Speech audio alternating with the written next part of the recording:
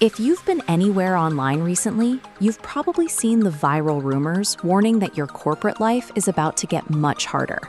The headlines are everywhere. The government is mandating grueling 12-hour workdays, and to make matters worse, your take-home pay is getting slashed. But the actual policy paints a very different picture. The government is collapsing 29 outdated, overlapping labor laws and restructuring them into 4 modernized codes. Parliament has already passed the legislation, establishing a concrete legal framework for the nationwide 2026 rollout. Those viral fears contain a sliver of truth, but they ignore the structural benefits designed specifically to protect you.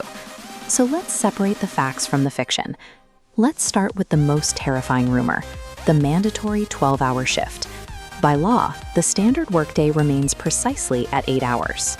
Companies will now have the option to restructure shifts, but they cannot force you into longer days without adhering to strict parameters. This chart shows how that option actually works. If a company implements 12-hour shifts, they hit a hard legal cap. The maximum work week is exactly 48 hours. Once you hit that cap, the company must legally give you a 3-day weekend to recover. And what happens if they ask you to stay late on a normal shift? Currently, a few extra minutes easily go unnoticed. Under the new codes, working just 15 minutes past your official shift legally triggers overtime status. This graph shows the financial penalty for the employer. Any time classified as overtime must now be compensated at exactly double your normal hourly rate. There are also new physical protections. After 5 consecutive hours of work, employers are mandated to give you at least a 30-minute break. These codes assign a mandatory price to every minute you give the company, ensuring your extra labor is legally recognized and paid for. Now, let's look at the financial side and the rumor that has corporate workers panicking, the shrinking take-home pay. Here's a breakdown of your total cost to company. By law, your basic salary must make up at least 50% of your total CTC. Because this base is larger, mandatory deductions scale up, flowing more money directly into your Provident Fund and gratuity accounts.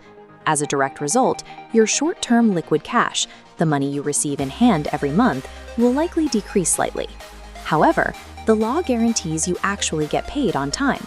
Companies must disperse salaries strictly by the 7th of the month, and they are required to provide official appointment letters and clear payslips.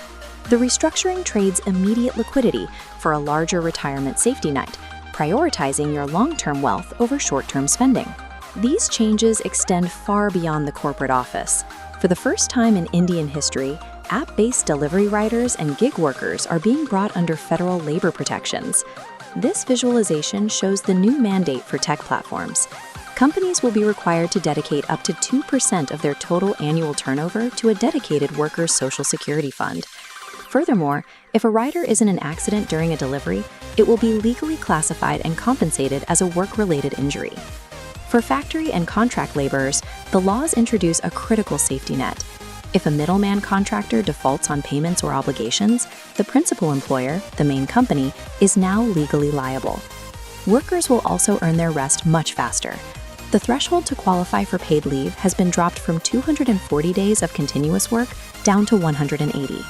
Massive corporations have historically used complex contracting loops to avoid responsibility for their labor force.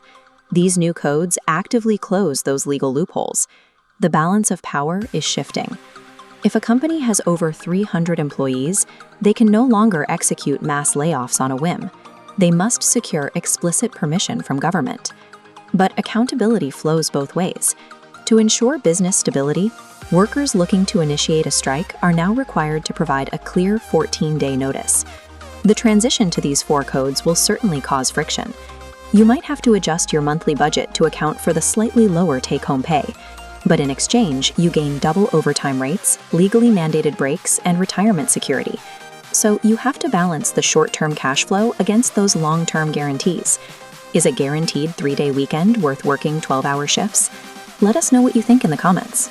And remember to base your financial decisions on the actual policy, not the panic. Thanks for watching.